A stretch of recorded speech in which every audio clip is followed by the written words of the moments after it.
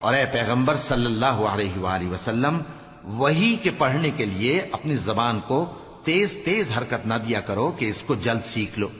اس کا جمع کرنا اور پڑھانا ہمارے ذمے ہے. سو جب ہم اسے پڑھا کریں تو تم اس کو سنا کرو اور پھر اسی طرح پڑھا کرو. پھر اس کے معانی کا بیان بھی ہمارے ذمے ہے. مگر لوگو، تم دنیا کو دوست رکھتے ہو اور آخرت کو چھوڑے دیتے ہو. اس روز بعض چہرے رونقدار ہوں گے، اپنے پروردگار کی طرف نظر کیے ہوئے ہوں گے، اور بہت سے چہرے اس دن اداس ہوں گے، خیال کریں گے کہ ان کے ساتھ کمر توڑ معاملہ کیا جائے گا.